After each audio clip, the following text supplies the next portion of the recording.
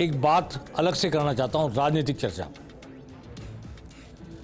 Bharatiya Janata party ने एक फैसला किया,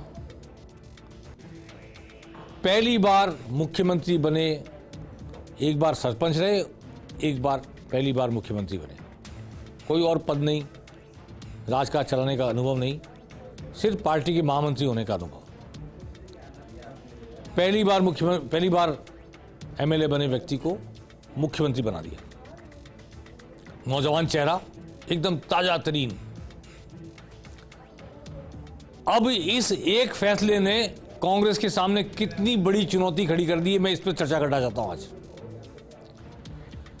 लोकसभा चुनाव सामने हैं 2024 के अप्रैल के, और ये देखिए, ये दिया कुमारी चेहरा, ये भी नौजवान चेहरा है कंपैरेटिवली। एक बार की सांसद, दूसरी बार विधायक बनी। एक बार पहले भी विधायक बनी थी, दूसरी बार विधायक बनी, पहले सवाईमाधोपुर से विधायक थी, अब विद्यार्थीनगर से। और ये प्रेमचंद बैरवा।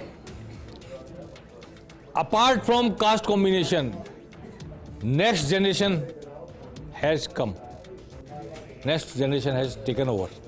इंपॉर्टेंट बात यह है, जो बात लोकेश शर्मा ने कही थी, मुख्यमंत्री अशोक गहलोत के ओएसडी रहे लोकेश शर्मा ने, जब तक पत्तियां नहीं झड़ती बाहर नहीं आती है।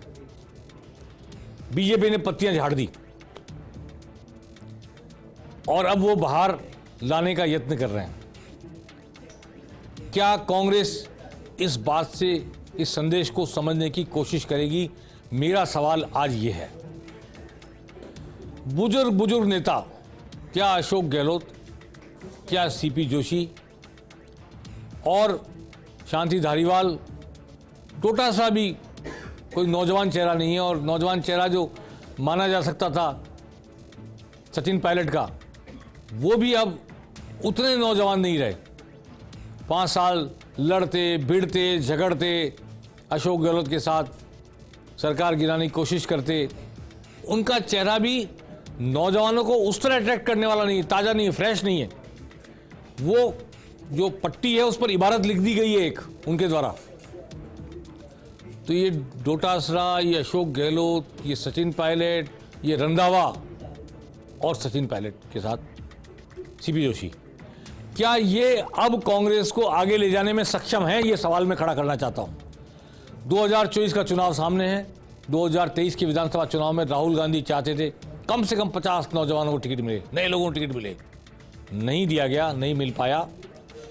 हो सकता है ये आशंका रही हो कि बुजुर्ग नेताओं को अगर नहीं दिया गया, टिकट काटा गया, तो वो बगावत करें, जैसी बगावत बीजेपी में हुई, 7 आदमी जीत के भी आए। हो सकता है डर रहा हो, लेकिन एक दिन फैसला करना पड़ेगा। लोकेश शर्मा के कथन को सिर्फ टिकट नहीं मिलने के फ्रस्ट्रेशन के हवाले नहीं किया सकता। उसको कथन को, जो केस चल रहा है फोन टेपिंग का, उसके नाम पर खारिज नहीं किया जा सकता। बात निकली है तो दूर तक जाएगी। नई कौपलें तो खिलानी ही पड़ेगी, उगानी ही पड़ेगी, नई पौध को लाना पड़ेगा। क्या कांग्रेस संकल्पित है? क्या कांग्रेस इस लक्ष्य को लेकर आगे चल रही है? क्या कांग्रेस के पास इस हार के बाद 25 सीटों पर, 25 लोकसभा सीटों पर लड़ने लायक प्रत्याशी होंगे? और क्या वो लड़ने लायक प्रत्याशी सीपी जोशी को भीलवाड़ा से या नाथद्वारा से, महेंद्रजीत सिंह मालवीय को या उनकी पत्नी को बांसवाड़ा डूंगरपुर से, ऐसे ही रघु शर्मा को शायद अजमेर से, सचिन पायलट को टोंक से, अजमेर से, ऐसे वही चर्चित परिचित चेहरे, बुजुर्ग चेहरे, जिनकी स्लेट पर कुछ न कुछ इबारत लिखी गई है और जिस इबारत के खिलाफ पार्टी के भीतर ही एक वर्ग है, पार्टी के भीतर ही गुटबाजी है, जो खुद किसी गुट के हिस्से हैं या खुद कोई गुट हैं। कांग्रेस क्या इनसे उबर कर चुनाव लड़ पाएगी?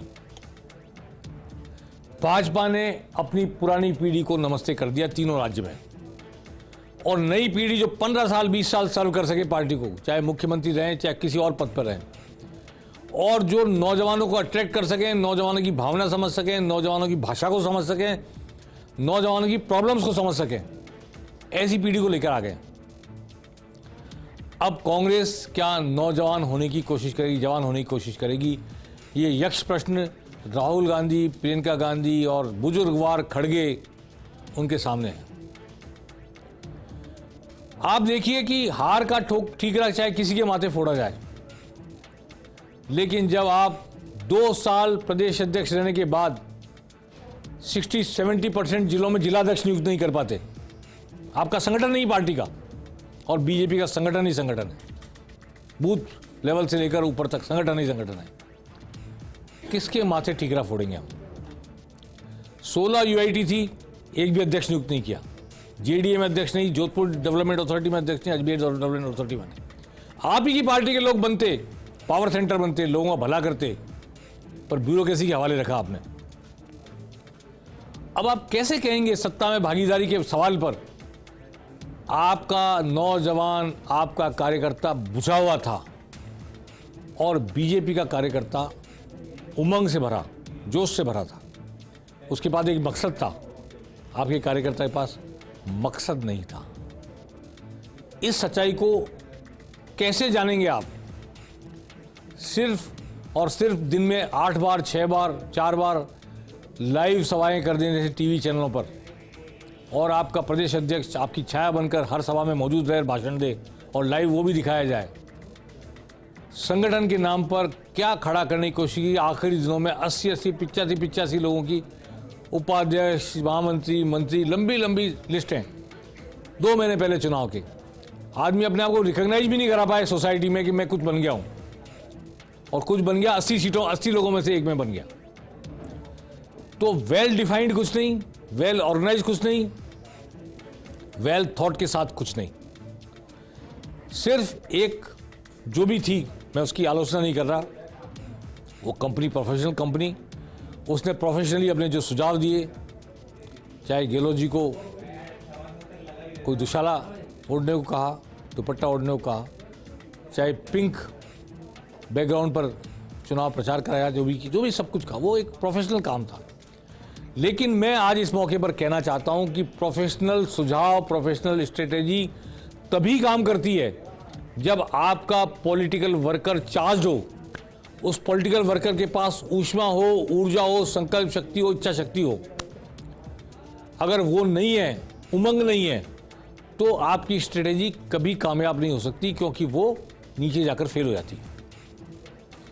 आज मैं ये सवाल खड़ा करना चाहता हूं कि क्या भाजपा के इस कथन के, इस कृत्य के बाद कि बिल्कुल नया पहली बार एमएलए बना, वो मुख्यमंत्री हो गया इतनी बड़ी स्टेट का, 200 विधानसभा क्षेत्र और 25 लोकसभा सीटें, कांग्रेस के पास अभी 2 अवसर हैं, हार की जिम्मेदारी कोई नहीं ले रहा, न तत्कालीन मुख्यमंत्री ले रहे, न तत्कालीन वर्तमान प्रदेश अध्यक्ष तो अभी भी हैं, तो वो भी नहीं ले रहे।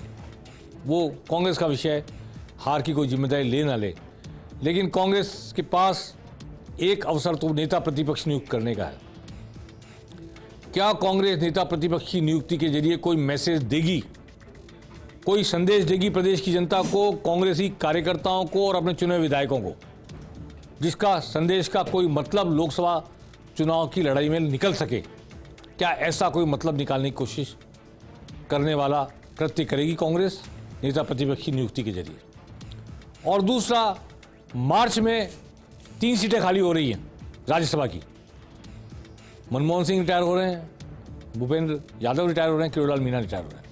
अब 2 सीटें तो भाजपा जीत के जाएगी, आप 1 सीट जीत सकते हैं। क्या इस 1 सीट को जीतने की कोशिश में या जीतने की उपलब्ध परिस्थिति का उपयोग करते हुए आप फिर किसी बुजुर्गवार को, किसी उत्तर प्रदेश के नेता को, किसी और जगह के नेता को आयातित करके राजस्थान के नाम पर भेज देंगे? प्रमोद तिवारी, कितने नाम लेना चाहता हूं, नहीं लेना चाहता मैं, मनमोहन सिंह को भी आपने भेजा, सम्मान दिया उनको, अलग बात है, लेकिन राजस्थान का नेतृत्व, राजस्थान की युवा पीढ़ी इस ओर देख रही है कि उसको एस्टेब्लिश होने का कब मौका मिलेगा, कैसे मौका मिलेगा। आप हर वक्त आला कमान के निर्देश पर, आला कमान की इच्छा पूरी करने के लिए उत्तर प्रदेश से, हरियाणा से, किसी और राज्य के नेता को जो वहां चुनाव हार गया है उसको लाकर राजस्थान से राज्यसभा में भेज देंगे। आला कमान खुश रखना चाहिए। राजस्थान की नौजवान पीढ़ी एक नीरज डांगी है, और कौन? तो क्या कोई संदेश नई पीढ़ी को राज्यसभा चुनाव में उपलब्ध 1 सीट पर जीत की संभावना का उपयोग करते हुए दिया जा सकेगा या दिया जाएगा कांग्रेस के द्वारा? ये प्रश्न भी मैं आज छोड़ के जाना चाहता हूं। मैं कांग्रेस का कोई प्रवक्ता नहीं, कांग्रेस का कोई पक्षधर नहीं, लेकिन एक प्रतिपक्षी पार्टी लोकतंत्र में जरूरी होती है, उसका ताकतवर होना जरूरी होता है, और उस पार्टी के भीतर एक पूरी नई पीढ़ी होती है। उस पीढ़ी की उमंगें, उसके सपने, उसकी आकांक्षाएं, उसकी योग्यताएं, उसकी प्रतिभाएं, अगर उसका उपयोग नहीं किया जाता है लोकतंत्र में देश की दूसरी सबसे बड़ी पार्टी, तो एक राजनीतिक पर्यवेक्षक के नाते, राजनीतिक समीक्षा के नाते मैं उसे रेखांकित करना अपना फर्ज समझता हूं। मैं कोई ये कोशिश नहीं कर रहा कि भाजपा के खिलाफ कांग्रेस लड़ाई के लिए तैयार हो जाए, पर डेमोक्रेसी में, पार्लियामेंट्री डेमोक्रेसी में विपक्ष का सजग होना, सबल होना, सुयोग्य होना, समर्पित होना और समाज के प्रति प्रतिबद्ध होना, प्रतिभावान होना, और ऐसा विपक्ष होना जो आने वाली पीढ़ी को सर्व कर सके, आने वाली पीढ़ी के सपनों को साकार करने का संदेश दे सके, ये बहुत जरूरी है। वरना एक पूरी पीढ़ी लोकतांत्रिक प्रक्रिया से अलग रहते हुए, वंचित रहते हुए चली जाएगी। मेरा मतलब, भाजपा ने अवसर दिया अपनी नई पीढ़ी को, क्या कांग्रेस अपनी नई पीढ़ी को अवसर देने की दिशा में सोचेगी? तो दो मौके मैंने गिनाए, नेता प्रतिपक्ष की नियुक्ति और राज्यसभा चुनाव में एक सीट जो उपलब्ध है उस पर चुनाव लड़ाने की युक्ति, और फिर तीसरा मौका है सबसे बड़ा, अप्रैल में, मई में लोकसभा चुनाव होंगे। क्या 25 ही सीटों पर हमें फिर ऐसे लोग देखने को मिलेंगे जिनके सर पे बाल ना हो, या इनकी दाढ़ी और बाल सब सफ़ेद हों, और उनकी वरिष्ठता के नाम पर उनकी चुनाव लड़ने की जो इतिहास है, 7 बार एमएलए, 3 बार एमएलए, 2 बार हार गए, 5 बार, उसके आधार पर ही दी जाएंगे? या फिर कांग्रेस की कोई तैयारी है, कोई नई पौध है? क्या कांग्रेस अभी से ढूंढना शुरू करेगी? राहुल गांधी ने कहा है, मुझे 4 दिन में बताइए, 5 दिन में बताइए कांग्रेस कैसे लड़ेगी लोकसभा चुनाव। तो अब तो लोकसभा चुनाव में ऐसी कोई सामने दिख नहीं रही कुर्सी, जीत ही जाएंगे ऐसा श्योर नहीं माना जा रहा, सरकार आ जाएगी ये माना ही नहीं जा रहा। ऐसे वक्त में मैं समझता हूं कि टिकट को लूटने के लिए लोग नहीं आएंगे। This is an opportunity for Congress कि वो अपनी नई पीढ़ी को, जुझारू पीढ़ी को इस तरह तैयार करे, लोकसभा चुनाव लड़ें, ताकत से लड़ें, समाज के सभी वर्गों को साथ लेकर लड़ें, और एक सबल विपक्ष के रूप में अपने आप को खड़ा कर सकें। देखिए, डॉक्टर विकास चौधरी बीजेपी से कांग्रेस में आए, जीत गए, सांसद सामने थे बीजेपी के, तीसरे नंबर पर चले गए। मुकेश भाकर जीते, नए लोग आते हैं, जीतते चले जाते हैं। तो पुरातन से मोह खत्म करना, मोह भंग प्रगति की पहली जरूरत है, पहली शर्त है। तो जिस संकट में, देखिए चांदना किस तरह जीत कर आए हैं, नौजवान हैं, तो अब इस बात में मत पड़ो आप कि चांदना को पायलट पसंद नहीं करते, पायलट को चांदना पसंद नहीं करते, अलग खेमे, अलग ग्रुप, ये अशोक गहलोत का, ये पायलट का। पार्टी अगर इससे ऊपर नहीं उभरेगी इस हार के बाद भी, तो पार्टी खड़ी नहीं रह पाएगी। इसलिए कांग्रेस का आत्ममंथन उसे कहां ले जा रहा है, आत्ममुग्धता की स्थिति से बाहर आ रहे हैं, नहीं आ रहे हैं कांग्रेस के नेता, ये देखने वाली बात होगी। आत्म प्रकाशन की भूख, एक दिन में 4-4 प्रेस कॉन्फ्रेंस दिल्ली से नेता आते हैं, हर 2 घंटे बाद कोई माइक लेके बैठ जाता है, मीडिया वालों को बुला लेते हैं, लाइव टेलीकास्ट। एक्स भी प्रेस कॉन्फ्रेंस कर रहा है, वाई भी राष्ट्रीय प्रवक्ता है, जेड भी राष्ट्रीय प्रवक्ता, आ गए जयपुर, मीडिया सामने ले आए और प्रेस कॉन्फ्रेंस शुरू। ये वर्क नहीं है, पॉलिटिकल वर्क है फील्ड में, समाज में, नई पीढ़ी में, वंचित वर्गों के बीच उसकी स्पोक्समैन बनने की कोशिश कहीं होगी या नहीं होगी, ये सवाल मैं आज कांग्रेस के लिए छोड़कर जाना चाहता हूं। अगर भाजपा के इस बोल्ड संदेश को कांग्रेस आत्मसात करेगी, तो भाजपा की तरह कांग्रेस का महिला मोर्चा, कांग्रेस की युवा कांग्रेस, कांग्रेस की एनएसयूआई, ये एक्टिवेट की जाएंगी, जिलाध्यक्ष नियुक्त किए जाएंगे, संगठन खड़ा किया जाएगा। 4 महीने का समय है, क्या कोई प्रयास कांग्रेस में किया जाएगा या वही गुटबाजी, वही नेता, मेरे हाथ से पार्टी ना चल जाए, उसके हाथ में पार्टी ना चल जाए। इसी उधेड़बुन में ये 4 महीने कांग्रेस खर्च कर देगी जनता के सामने। कांग्रेस की जो 4 साल 5 साल की लड़ाई आई है, अगर उस इमेज को धोने की कोशिश नहीं की गई तो अगले चुनाव में भी कोई उम्मीद कांग्रेस को नहीं करनी चाहिए। एक शेर मुझे याद आ रहा है, चलते चलते सुनाना चाहता हूं। बस ये कि जिस वक्त ये शेर लिखा था दुष्यंत कुमार ने, उस वक्त न तो भाजपा थी और न कमल का फूल उसका निशान था। इसलिए जो कमल इसमें इस्तेमाल किया गया वो भाजपा के लिए नहीं है। दुष्यंत कुमार ने एक गजल में कहा था, अब तो इस तालाब का पानी बदल दो, ये कमल के फूल मुरझाने लगे हैं। ये कमल का फूल भाजपा का चुनाव चिन्ह नहीं है, एक प्रतीक के रूप में, एक प्रतिबिंब के रूप में दुष्यंत कुमार ने इसको इस्तेमाल किया था। क्या दुष्यंत कुमार की गजल का यह शेर कांग्रेस सुनेगी? अब तो इस तालाब का पानी बदल दो, ये कमल के फूल मुरझाने लगे हैं, या यही तालाब का पानी 2024 के लोकसभा चुनाव में फिर हमारे सामने आएगा। पेनल्टी कॉर्नर में आज बस इतना ही। नमस्कार।